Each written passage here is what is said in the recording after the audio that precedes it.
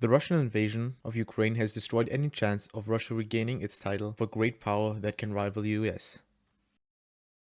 Ever since the escalation of the war in the Donbass and the start of the full-scale invasion of Ukraine, the debate about the sanctions on Russia, the future of both the Russian economy and the Russian position in the world, has been heated. Many have made the thesis that this war would both secure Russian foreign interest and establish Russia's position as a great power by putting NATO in their place. Whilst many still claim this, saying such retardations as Russia is winning or 30v1 and Russia is single-handedly beating NATO. Well, I would say to the contrary. It's irrelevant if the war is justified or not, if Russia is gonna win, or even if Russia can recover from the financial cost of this war and the sanctions. But one thing is clear, that Russia's chance of becoming a global superpower is long gone and will probably never return. The war itself, beyond the sanctions, has been catastrophic for Russia, as before the special military operation and the war in the Donbass, Russia generally enjoyed a much better standing. Let's compare. Russia before the war had a mythical army that was praised as an army of merit, and the battle-hardened troops and equipment it possessed were well known. Russia also enjoyed a much better standing in the Ukraine, as even though Yanukovych ended up being deposed, his presidency at least proved that a large part of the Ukrainian public would still elect a pro-Russian leaning president. In addition, the anti-Russian President Zelensky was very, very disliked before the war, like incredibly low approval rating. In March 2021, only 12% of the Ukrainian public said they strongly approved of what Zelensky is doing, and 26% said that they somewhat approve. This low approval rating was a result of the poor response to the COVID pandemic and the lack of any resolution for the war in the Donbass, which was one of the biggest campaigning promises he made. Further, NATO before the war had no real ambitions into letting Ukraine into NATO, as well as just not being able to let them into NATO, as countries with territorial disputes can't join NATO. After the invasion, the myth of the strong, battle-hardened Russian army, who alone would destroy NATO in a conventional war, was completely destroyed, whilst Russia became the laughingstock of the international community. Through the annexation of Crimea and the war in the Donbass, much of the pro-Russian voter base in the Ukrainian elections was completely destroyed, which now enabled politicians to completely steamroll any pro-Russian party. Further, the de facto abdication by Yanukovych destroyed any legitimacy that pro-Russian candidates had. Further, this essentially meant that no explicitly pro-Russian president would ever have a good chance of ever winning an election, unless he was running against an incredibly unpopular president, like, let's say, Zelensky, who became ever so popular with the start of the war, as the Ukrainians gathered around him in defiance of the Russian bear. He further also banned all opposition parties, most notably the For Life party, which is the biggest pro-Russian party. Beyond these political losses related to Ukraine, Russia has also suffered many military losses.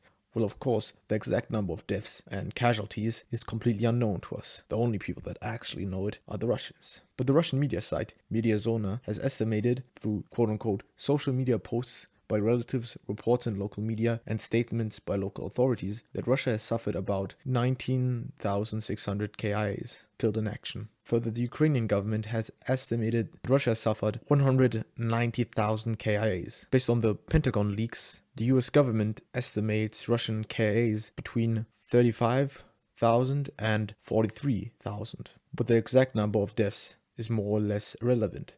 The thing of matter is that just through the conscription of more than 300,000 Russians and further recruitment of volunteers might itself just strain the Russian economy enough by reducing its workforce by such a big amount. It might in the long term reap massive consequences, especially if Putin decides he needs more men in the field and expands conscription. It is also important to note that the conscription might already be exceeding 300,000. Following the pseudo-declaration of war, the Western states began to sanction Russia. This included bans on certain imports and seizing of Russian assets. This saw around 20 billion in assets, mainly from Russian oligarchs, being seized, as well as many companies leaving Russia. I doubt this had a huge impact on the Russian war effort, as most of the goods that were seized were fortunes of Russian oligarchs and their luxury goods, like yachts, as an example. Similarly, the massive wave of companies like McDonald's or Starbucks leaving Russia, which itself became a meme, didn't do anything basically, as most of the infrastructure still existed, which was required to produce these goods or to offer these services, which just allowed Russia to seize the restaurants, as an example, and operate them under new labels as state-owned enterprises. But the West wouldn't just sanction individuals, it would also target the greater Russian central bank, as they blocked around 300 billion of its assets. Further, through the gradual elimination of trade with Russia, Russian exports massively dropped. As in 2020, Russian exports were worth around 600 billion US dollars, but now they're worth 300 billion dollars. This drop is similar in scale to the one that occurred during the COVID pandemic. This especially affected Russian gas and oil exports, which make up about 50% of all of Russia's total exports. As an example, Russia's oil exports dropped by more than 40% from February 2022 to February 2023. To balance out this massive trade deficit, Russia has tried to find new countries to which it can export the resources destined for Europe. The two that were hyped up the most were India, who surprisingly traded relatively little with Russia, quintupled its monthly trade with Russia from around 1 to 0.5 billion before the sanctions to 5 billion per month after the sanctions. This came as a result of Russia exporting extremely cheap fuel to India. The other country that was hyped up was China. With China, we didn't see the enormous increases in trade we saw with India, but still it periodically doubled. But of course, Russia can't make up for this large deficit it had created by isolating itself from Europe. So some of the oil has to be sold for cheap to countries such as UAE and the Saudis for their domestic market. What few people realize is that previous to the annexation of Crimea, Russia and the West were at relatively good standing, with many expecting that Russia, even more than it already was, would integrate into the Western democratic world. While this idea would slowly deteriorate after Putin took over, Russia and the West were still at good standing. So good, actually, that in 2010, for the first time, foreign troops of France, Britain, Poland, the US, and even Ukraine marched along the Russian and Belarusian troops during the 65th anniversary of the victory in the Great Patriotic War Victory Parade. Similarly, Russia was en route to operate French Mistral helicopter carriers, as well as eventually using French-made thermal vision cameras for their tanks. And further, in the post-Soviet era, Russia began to ever more become an integral part of the European economy, proven by the fallout that expired once it was removed. But where would Russia go after it split with the West? Well, of course, to its ally in the East, China. While to many the relationship between China and Russia seems to be one in which both nations operate on the same level, equal to each other. But this couldn't be further from the truth. So much that even former Russian Foreign Minister Andrei Kozyrev described China's leaders as ruthless businessmen and said China will never take Putin as an equal partner or even as an ally. This clearly shows China's intention to be the sole leader of this modern Eastern Bloc, with Russia as its junior partner. This comes as a result of the massive disparity between these two countries. As China has an economy 10 times the size of Russia's, the biggest manufacturing capabilities in the whole world, far surpassing that of Russia's, which equals to war-waging capabilities. So production of tanks, aircraft and helicopters. And a population 8 times that of Russia. Even beyond this unwillingness to be equals, the Chinese-Russian relationship is en route to face many problems in the future, primarily regarding Central Asia, a region who Putin and the Russian elites consider to be part of the Russian zone of influence, ever since the early days of the Russian Empire. This in the modern day has taken the form of the CSTO, the Russian equivalent to NATO. China, primarily through trade, has begun to challenge this position, as now all of the Central Asian nations have begun to trade more with China than with Russia, which begins to challenge the Russian hegemony over this area. This could result in many of the Central Asian nations who don't see the reason to bow down to Moscow, as it now can't offer them anything that China can't.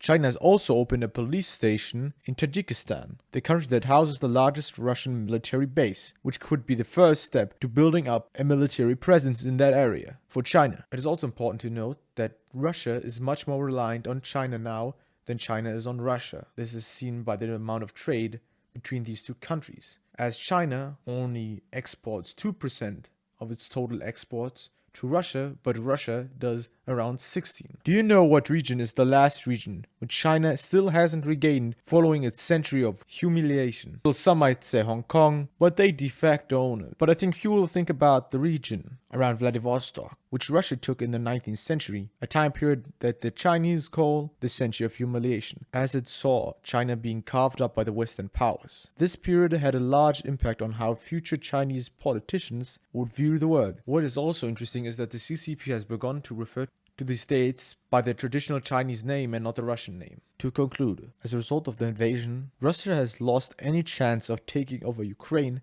without winning a decisive military victory. Russia has isolated itself from the biggest market, being Europe, and now has to turn to countries with which it has conflicting interests and has ambitions on its territory. Something I want to note is that I personally still think Russia can recover from this, as they had in 2014, but I doubt that they can recover to a point that is above the one they were before the war in terms of GDP, military power, and all of that.